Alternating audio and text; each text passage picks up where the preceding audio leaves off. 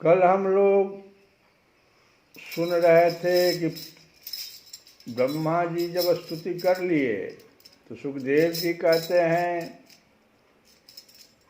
कि ब्रह्मादि देवताओं ने भगवान की स्तुति किया, उनका रूप एक रूप उनका अपने मन में रख लिया कि यह है। इस प्रकार निश्चित रूप से तो कहा नहीं जा सकता कि यही रूप होगा, लेकिन एक रूप रख लिया और सब अपनी अपनी मति के अनुसार उसका निरूपण करते हैं। इसके बाद ब्रह्मा और शंकर जी को आगे करके देवगण स्वर्ग में चले गए। सुखदेव जी कहते हैं, परीक्षित अब समस्त शुभ गुणों से युक्त बहुत सुहावना समय आया, बहुत सुहावना समय आया। रोहिणी नक्षत्र था, आकाश के सभी नक्षत्र ग्रह और तारे शांत सौम्य हो रहे थे। जैसे अंतःकरण शुद्ध होने पर उसमें भगवान का आविर्भाव होता है। श्री कृष्णावतार के अवसर पर भी ठीक उसी प्रकार का समष्टि की शुद्धि का वर्णन किया गया है। इसमें काल, दिशा, पृथ्वी, जल, अग्नि, वायु, आकाश, मन और आत्मा, ये समष्टि कहलाता है। इस सब का शुद्धिकरण बताया गया। इन 9 द्रव्यों का, ये 9 द्रव्य हुए, इन 9 द्रव्यों का अलग अलग नामोल्लेख न करके साधक के लिए एक अत्यंत उपयोगी साधन पद्धति की ओर संकेत किया गया है। अब जैसे काल है, भगवान काल से परे हैं। शास्त्रों और सत्पुरुषों के द्वारा ऐसा निरूपण सुनकर काल मानो क्रुद्ध हो गया था और रुद्र रूप धारण करके सबको निगल रहा था। आज जब उसे मालूम हुआ कि स्वयं परिपूर्णतम भगवान श्री कृष्ण मेरे अंदर अवतीर्ण हो रहे हैं, मेरे काल के समय इसी काल में अवतीर्ण हो रहे हैं, तब वह आनंद से भर गया और समस्त सद्गुणों को धारण कर तथा सुहावना बनकर प्रकट हो गया। इसी प्रकार से अब दिशा देखो, प्राचीन शास्त्रों में दिशाओं को देवी माना गया है। उनके एक एक स्वामी भी होते हैं। जैसे प्राची के इंद्र हुए, प्रतीचि के वरुण, इस प्रकार से। तो कंस के राज्यकाल में ये देवता पराधीन कैदी हो गए थे। अब भगवान श्री कृष्ण के अवतार से देवताओं की गणना के अनुसार 11-12 दिनों में ही उन्हें छुटकारा मिल जाएगा। इसलिए अपने पतियों के, चूँकि वे देवी हैं, तो पतियों के संग सौभाग्य का अनुसंधान करके देवियां प्रसन्न हो गई। जो देव एवं दिशा के परिच्छेद से रहित हैं, वे ही प्रभु भारत देश के ब्रज प्रदेश में आ रहे हैं। अपूर्व आनंद उत्सव भी दिशाओं की प्रसन्नता का हेतु है। संस्कृत साहित्य में दिशाओं का एक नाम आशा भी है। तो दिशाओं की प्रसन्नता का एक अर्थ यह भी है कि अब सत्पुरुषों की आशा अभिलाषा पूर्ण होगी। विराट पुरुष के जो अन्यत्र संस्था का वर्णन करते समय दिशाओं को उनका कान बताया गया है। श्री कृष्ण के अवतार के अवसर पर दिशाएं मानो यह सोचकर प्रसन्न हो गई कि प्रभु असुर असाधुओं के उपद्रव से दुखी प्राणियों की प्रार्थना सुनने के लिए सतत सावधान है। तो ये हो गया दिशा। अब पृथ्वी, पुराणों में भगवान की 2 पत्नियों का उल्लेख मिलता है, एक श्री देवी और दूसरी भूदेवी। ये दोनों चल संपत्ति है और अचल संपत्ति की स्वामिनी है। इनके पति हैं भगवान, जीव नहीं। जिस समय श्री देवी के निवास स्थान वैकुंठ से उतरकर भगवान भूदेवी के निवास स्थान पृथ्वी पर आने लगे, तब जैसे परदेश से पति के आगमन का समाचार सुनकर पत्नी सज धज कर अगवानी करने के लिए निकलती है, वैसे पृथ्वी का मंगलमयी होना, मंगल चिन्हों को धारण करना स्वाभाविक ही है।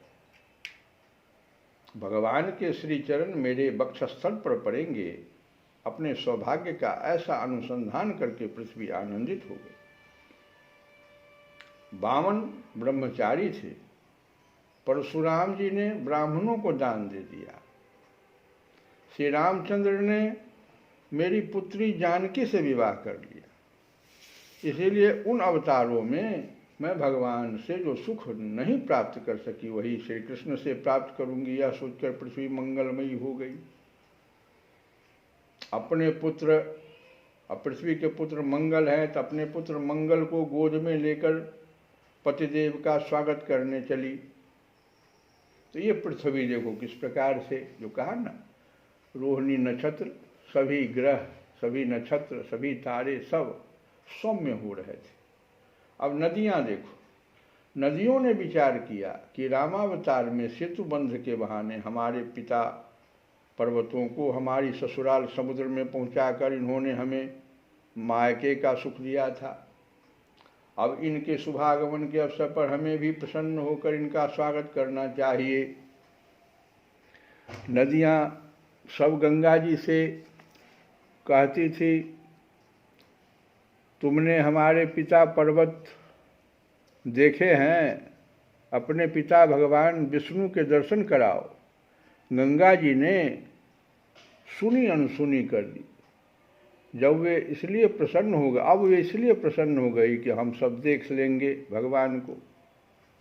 यद्यपि भगवान समुद्र में नित्य निवास करते हैं, फिर भी ससुराल होने के कारण वे उन्हें वहाँ देख नहीं पाती। अब उन्हें पूर्ण रूप से देख सकेंगी, इसलिए वे निर्मल हो गई। और निर्मल हृदय को भगवान मिलते हैं, इसलिए वे निर्मल हो गई। नदियों को जो सौभाग्य किसी भी अवतार में नहीं मिला, वह कृष्णावतार में मिला। श्री कृष्ण की चतुर्थ पटरानी है श्री कालिंदी जी। अवतार जैसे ही जमुना जी के तट पर जाना, ग्वाल बाल एवं गोपियों के साथ जल क्रीड़ा करना, उन्हें अपनी पटरानी बनाना, इन सब बातों को सोचकर नदियों में आनंद भर गया। तो इस प्रकार से नदियां भी पवित्र हो गई। वायु,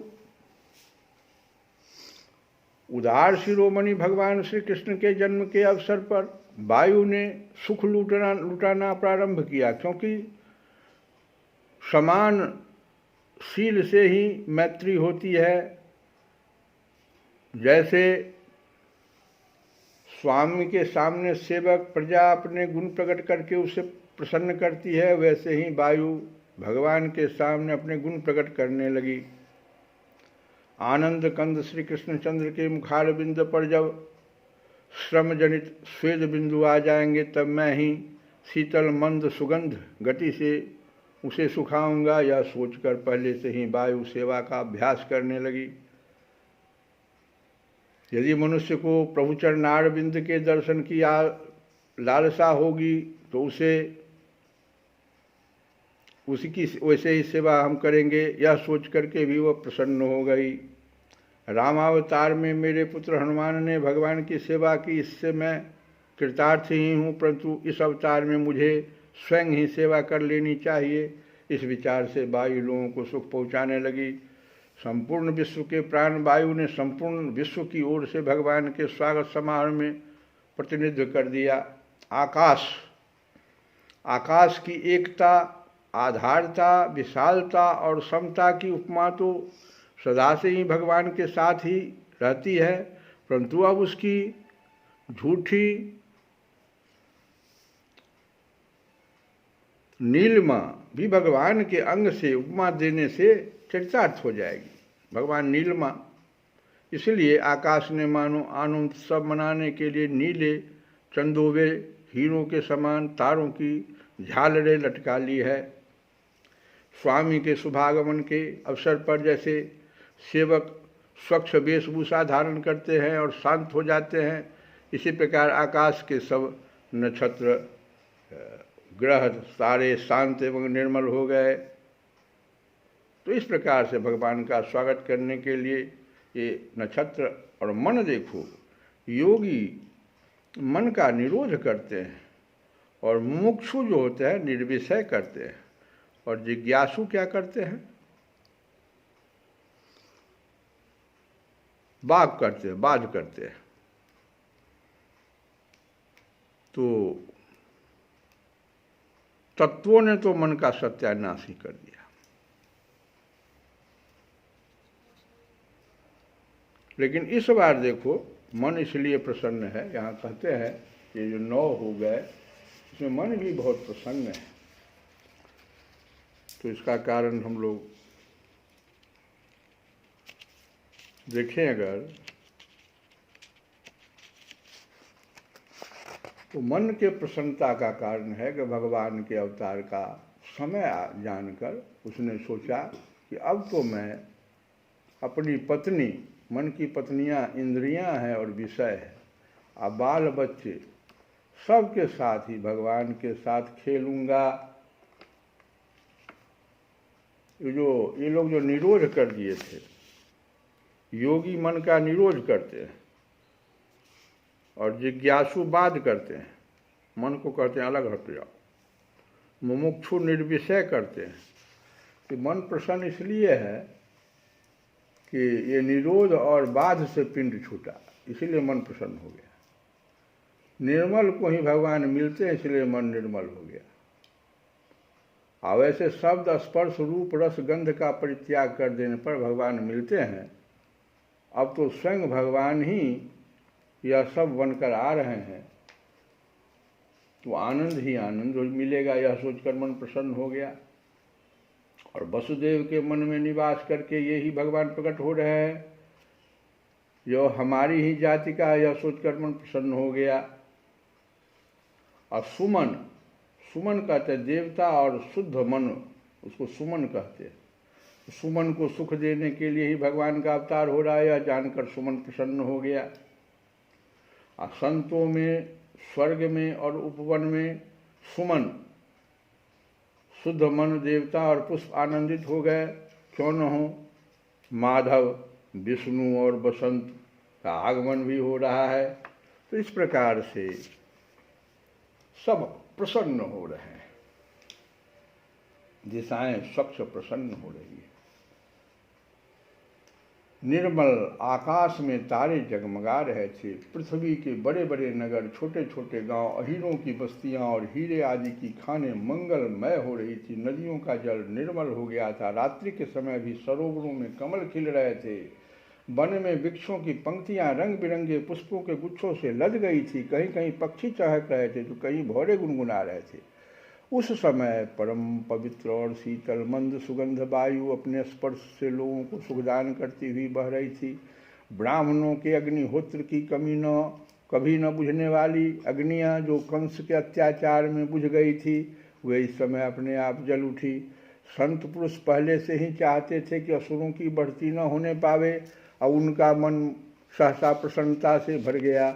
जिस समय भगवान के आविर्भाव का अवसर आया, स्वर्ग में देवताओं की दुदुम्भियां अपने आप बज उठी। किन्नर और गंधर्व मधुर स्वर में गाने लगे तथा सिद्ध और चारण भगवान के मंगलमय गुणों की स्तुति करने लगे। विद्याधरियां अप्सराओं के साथ नाचने लगी। बड़े बड़े देवता और ऋषि मुनि आनंद से भरकर पुष्पों की वर्षा करने लगे।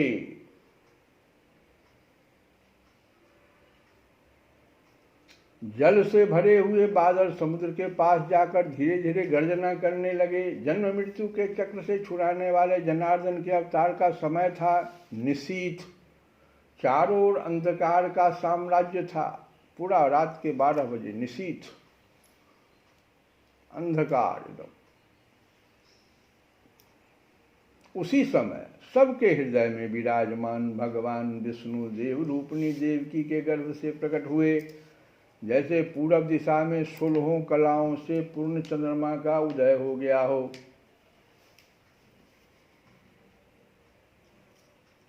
हम लोग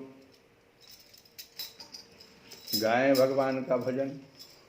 भय प्रगट कृपाला दीन दयाला देवकी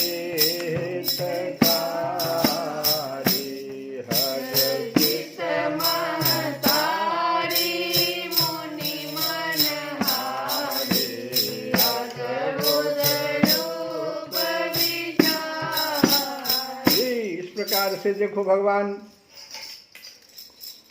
सभी कलाओं से पूर्ण चंद्रमा का जैसे उदय हो गया हो, वैसे देवकी के गर्भ से प्रकट हुए वसुदेव जी ने देखा उनके सामने एक अद्भुत बालक है।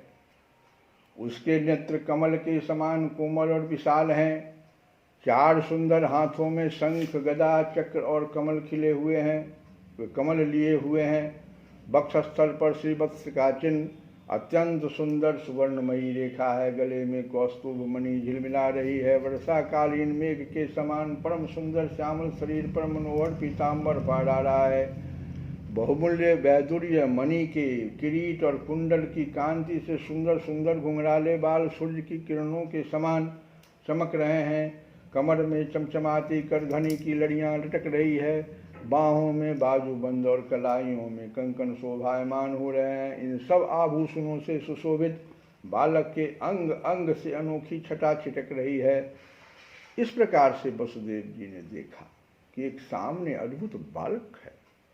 जब वसुदेव जी ने देखा कि मेरे पुत्र के रूप में तो स्वयं भगवान ही आए हैं, तब पहले तो उन्हें असीम आश्चर्य हुआ, फिर आनंद से उनकी आंखें खिल उठी, उनका रोम रोम परमानंद में मग्न हो गया। श्री कृष्ण का जन्मोत्सव मनाने की उतावली में उन्होंने उसी समय ब्राह्मणों के लिए 10,000 गायों का संकल्प कर दिया। परीक्षित, भगवान श्री कृष्ण अपनी अंग कांति से सूतिका गृह को जगमग कर रहे थे। जब वसुदेव जी को यह निश्चय हो गया कि ये तो परम पुरुष परमात्मा ही हैं, तब भगवान का प्रभाव जान लेने से उनका सारा भय जाता रहा। अपनी बुद्धि स्थिर करके उन्होंने भगवान के चरणों में अपना सिर झुका लिया और फिर हाथ जोड़कर वे उनकी स्तुति करने लगे। वसुदेव जी ने कहा कि मैं समझ गया कि आप प्रकृति से अतीत साक्षात पुरुषोत्तम हैं। आपका स्वरूप है केवल अनुभव और केवल आनंद। आप समस्त बुद्धियों के एकमात्र साक्षी हैं। आप ही सर्ग के आदि में अपनी प्रकृति से इस त्रिगुणमय जगत की सृष्टि करते हैं, फिर उसमें प्रविष्ट न होने पर भी आप प्रविष्ट के समान जान पड़ते हैं। जैसे जब तक महत्तत्व आदि कारण तत्व पृथक पृथक रहते हैं, तब तक उनकी शक्ति भी पृथक पृथक होती है। जब वे इंद्रिय आदि 16 विकारों के साथ मिलते हैं, तभी इस ब्रह्मांड की रचना करते हैं और इसे उत्पन्न करके इसी में अनुप्रविष्ट से जान पड़ते हैं। परंतु सच्ची बात तो यह है कि वे किसी भी पदार्थ में प्रवेश नहीं करते। ऐसा होने का कारण यह है कि उनसे बनी हुई जो भी वस्तु है उसमें वे पहले से ही विद्यमान रहते हैं। ठीक वैसे ही बुद्धि के द्वारा केवल गुणों के लक्षणों का ही अनुमान किया जाता है और इंद्रियों के द्वारा केवल गुणमय विषयों का ही ग्रहण होता है। यद्यपि आप उनमें रहते हैं, फिर भी उन गुणों के ग्रहण से आपका ग्रहण नहीं होता। इसका कारण यह है कि आप सब कुछ हैं, सबके अंतर्यामी हैं और परमार्थ सत्य आत्मस्वरूप हैं। गुणों का आवरण आपको ढक नहीं सकता, इसलिए आप में न बाहर है न भीतर। फिर आप किस में प्रवेश करेंगे? इसलिए प्रवेश न करने पर भी आप प्रवेश किए हुए जैसे समान दिखते हैं।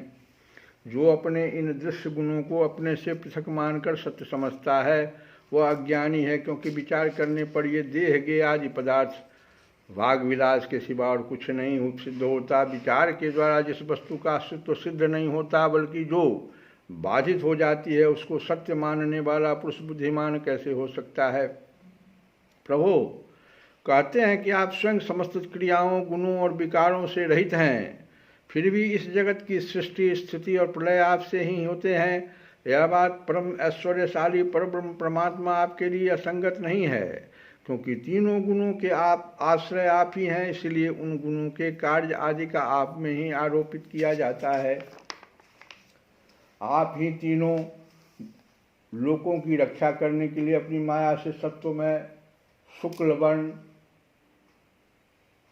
वर्ण करते हैं, पोषणकारी विष्णु रूप धारण करते हैं। उत्पत्ति के लिए रजः प्रधान रक्तवर्ण, सृजनकारी ब्रह्मा रूप, ये हुआ रक्त प्रधान रक्तवर्ण, और शुक्ल वर्ण हुआ पोषणकारी विष्णु रूप, और प्रलय के समय तमोगुण प्रधान कृष्ण वर्ण संहारकारी रुद्र रूप स्वीकार करते हैं। प्रभु आप सर्वशक्तिमान और सबके स्वामी हैं। इस संसार की रक्षा के लिए ही आपने मेरे घर अवतार लिया है। आजकल कोटि कोटि असुर सेनापतियों ने राजा का नाम धारण कर रखा है और अपने अधीन बड़ी बड़ी सेनाएं कर रखी है, आप उन सब का संहार करेंगे। देवताओं के भी आराध्य देव प्रभु, यह कंस बड़ा दुष्ट है। इसे जब मालूम हुआ कि आपका अवतार हमारे घर होने वाला है, तब उसने आपके भय से आपके बड़े भाइयों को मार डाला। अभी उसके दूत आपके अवतार का समाचार उसे सुनाएंगे और वह अभी अभी हाथ में शस्त्र लेकर दौड़ा आएगा। सुखदेव जी कहते हैं, परीक्षित, इधर देवकी ने देखा कि मेरे पुत्र में तो पुरुषोत्तम भगवान के सभी लक्षण मौजूद हैं। पहले तो उन्हें कंस से कुछ भय मालूम हुआ, परंतु फिर वे बड़े पवित्र भाव से मुस्कुराती हुई स्तुति करने लगी। माता देवकी ने कहा, प्रभु, वेदों ने आपके जिस स्वरूप को अव्यक्त और सबका कारण बतलाया है, जो ब्रह्म ज्योतिर स्वरूप समस्त गुणों से रहित और विकारहीन है, जिसे विशेषण रहित, अनिवर्चनीय, निष्क्रिय एवं केवल विशुद्ध सत्ता के रूप में कहा गया है, वही बुद्धि आदि के प्रकाशक विष्णु आप स्वयं हैं। जिस समय ब्रह्मा की पूरी आयु 2 परार्ध समाप्त हो जाती है, काल शक्ति के प्रभाव से सारे लोग नष्ट हो जाते हैं। पंच महाभूत अहंकार में, अहंकार महत्तत्व में और महत्तत्व प्रकृति में लीन हो जाता है। उस समय एकमात्र आप ही शेष रह जाते हैं। इसी से आपका एक नाम शेष भी है। भगवान का नाम शेष क्यों है? इसलिए नाम उनका शेष है कि ये शेष वही बच जाते हैं। प्रकृति के एकमात्र सहायक प्रभु, निमेष से लेकर वर्ष पर्यंत अनेक विभागों में विभक्त जो काल है, जिसकी चेष्टा से यह संपूर्ण विश्व सचेष्ट हो रहा है और इसकी कोई सीमा नहीं है, वह आपकी इस लीला भाव मात्र है। आप सर्वशक्तिमान और परम कल्याण के आश्रय हैं, मैं आपकी शरण लेती हूँ।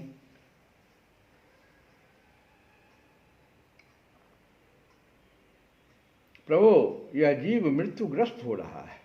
यह मृत्यु रूप कराल ब्याल से भयभीत होकर संपूर्ण लोकांतर में भटकता रहा है, परंतु इसे कभी ऐसा स्थान न मिल सका जहाँ यह निर्भय होकर रहे।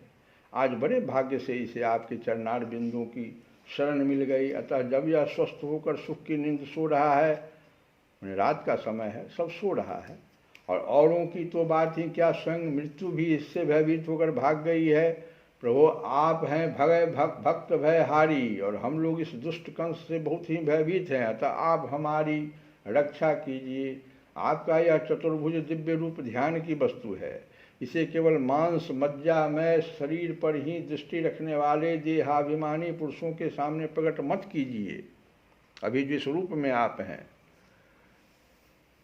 हे मधुसूदन, इस पापी कंस को यह बात मालूम न हो कि आपका जन्म मेरे गर्भ से हुआ है। मेरा धैर्य टूट रहा है। आपके लिए मैं कंस से बहुत डर रही हूँ।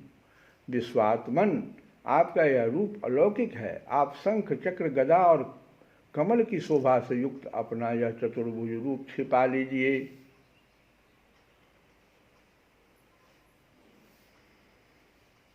प्रलय के समय आप इस संपूर्ण विश्व को अपने शरीर में वैसे ही स्वाभाविक रूप से धारण करते हैं जैसे कोई मनुष्य अपने शरीर में रहने वाले छिद्र रूप आकाश को। वही परम पुरुष परमात्मा आप मेरे गर्भवासी हुए। यह आपकी अद्भुत मनुष्य लीला नहीं तो और क्या है। तब भगवान ने कहा कि देवी, स्वयंभू मनवंतर में जब तुम्हारा पहला जन्म हुआ था, उस समय तुम्हारा नाम था प्रश्नी और ये वसुदेव सुतपा नामक प्रजापति थे। स्वयंभू मनवंतर, तुम दोनों के हृदय बड़े ही शुद्ध थे। जब ब्रह्मा जी ने तुम दोनों को संतान उत्पन्न करने की आज्ञा दी, तब तुम लोगों ने इंद्रियों का दमन करके उत्कृष्ट तपस्या की। तुम दोनों ने वर्षा, वायु, घाम, शीत, उष्ण आदि काल के विभिन्न गुणों को सहन किया और प्राणायाम के द्वारा अपने मन के मल भी धो डाले। तुम दोनों कभी सूखे पत्ते खा लेते, कभी हवा पीकर ही रह जाते। तुम्हारा चित्त बड़ा शांत था। इस प्रकार तुम लोगों ने मुझसे अभिष्ट वस्तु प्राप्त करने की इच्छा से मेरी आराधना की। मुझ में चित्त लगाकर ऐसा परम दुष्कर और घोर तप की करते करते देवताओं के 12,000 वर्ष बीत गए। देवताओं के 12,000 वर्ष। पुण्यमयी देवी, उस समय मैं तुम दोनों पर बड़ा प्रसन्न हुआ, क्योंकि तुम दोनों ने तपस्या, श्रद्धा और प्रेममयी भक्ति से अपने हृदय में नित्य निरंतर मेरी भावना की थी। उस समय तुम दोनों की अभिलाषा पूर्ण करने के लिए वर देने वालों का राजा मैं इसी रूप से तुम्हारे सामने प्रकट हुआ। जब मैंने कहा कि तुम्हारी जो इच्छा हो मुझसे मांग लो, तब तुम दोनों ने मेरे जैसा पुत्र मांगा। उस समय तक विषय भोगों से तुम लोगों का कोई संबंध नहीं हुआ था, तुम्हारे कोई संतान भी न थी, इसलिए मेरी माया से मोहित होकर तुम दोनों ने मुझसे मोक्ष नहीं मांगा। तुम्हें मेरे जैसा पुत्र होने का वर प्राप्त हो गया और मैं वहाँ से चला गया। अब सफल मनोरथ होकर तुम लोग विषयों का भोग करने लगे। मैंने देखा कि संसार में शील, स्वभाव, उदारता तथा अन्य गुणों में मेरे जैसा दूसरा कोई नहीं है, इसलिए मैं ही तुम दोनों का पुत्र हुआ और उस समय मैं पृश्निगर्भ के नाम से विख्यात हुआ।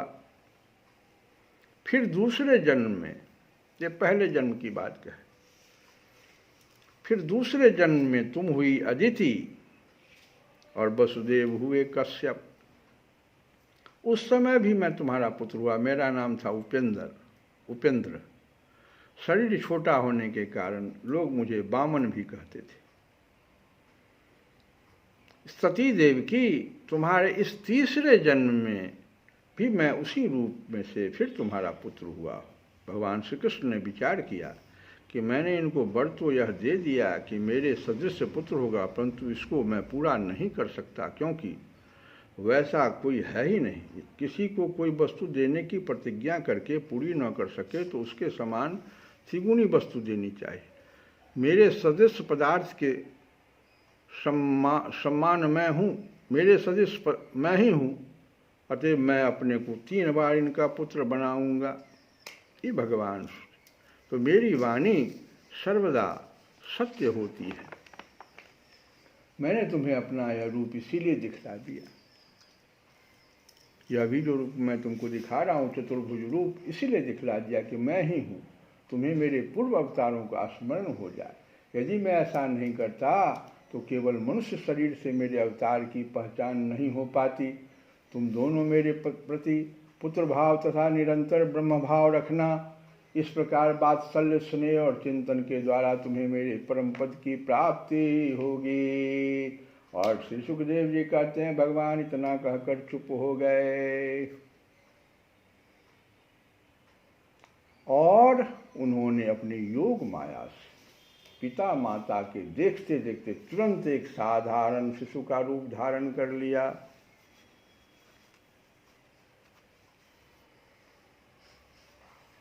माता पुण्य बोली सोमति तजहु तात रूपा की जैसे सुलीला सुख परम अनुपा सुनि वचन सुजाना रोदन जाना होय बालक सुर भूपा। भगवान तुरंत बच्चे का रूप धारण कर लिया, शिशु का रूप धारण कर लिया।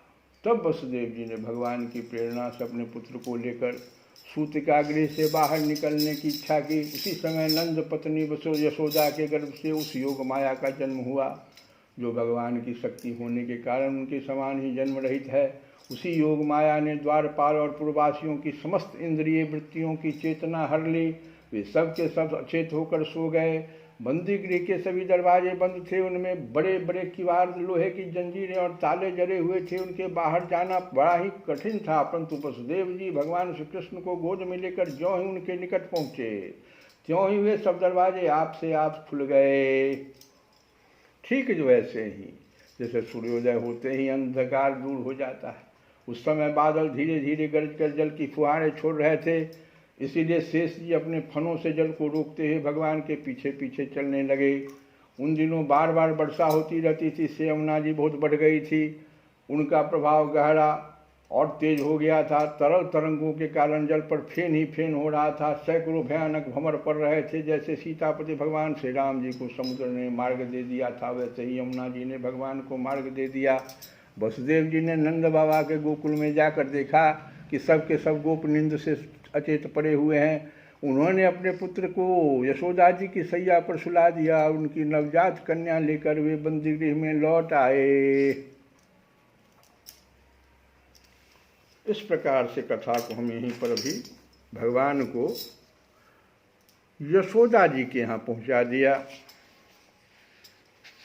बाजे बाजे रे बधाई मैया तोरे अंगना, बाजे बाजे रे बधाई मैया तोरे अंगना, तोरे अंगना मैया तोरे अंगना, तोरे अंगना मैया तोरे अंगना, बाजे बाजे रे बधाई मैया तोरे अंगना, बाजे बाजे रे बधाई मैया तोरे अंगना, बड़ो अनोखो लेते लाला जायो, बड़ो अनोखो तेने लाला जायो, बड़ो अनोखो तेने लाला जायो, श्याम रंग सबके मन भायो, श्याम रंग सबके मन भायो, ब्रजवासी को मन हुलसायो, ब्रजवासी को मन हुलसायो, अरे उमग उमग कर चली नंद घर बांधे बंधना, बाजो बाजे बाजो रे बधाई मैया तोरे अंगना, बाजे बाजे रे बधाई मैया तोरे अंगना, ओ तोरे अंगना मैया तोरे अंगना, बाजे बाजे रे बधाई मैया तोरे अंगना, ब्राह्मण अपने वेद पढ़त हैं, नंद बाबा जो दान करत हैं, पाग बिछौना ग्वाल लेत हैं, पाग बिछौना ग्वाल लेत, गोपिन को दिए लहंगा फरिया रत्न जड़ित कंगना, बाजे बाजे रे बधाई मैया तोरे अंगना, बाजे बाजे रे बधाई मैया तोरे अंगना, नाच नाच के प्रेम दिखायो, नाच नाच के प्रेम दिखायो, नंद भवन में धूम मचायो, नंद भवन में धूम मचायो, दे आशीष सबन मन भायो, दे आशीष सबन मन भायो, अरे यशोदा रानी थारो जियो ललना, बाजे बाजे रे बधाई मैया तोरे अंगना, बाजो बाजो रे बधाई मैया तोरे अंगना, मैया तोरे अंगना, मैया तोरे अंगना, मैया तोरे अंगना, मैया तोरे अंगना, बाजो बाजो रे बधाई मैया तोरे अंगना, बाजो बाजो रे बधाई मैया तोरे अंगना, श्री कृष्ण गोविंद हरे मुरारे।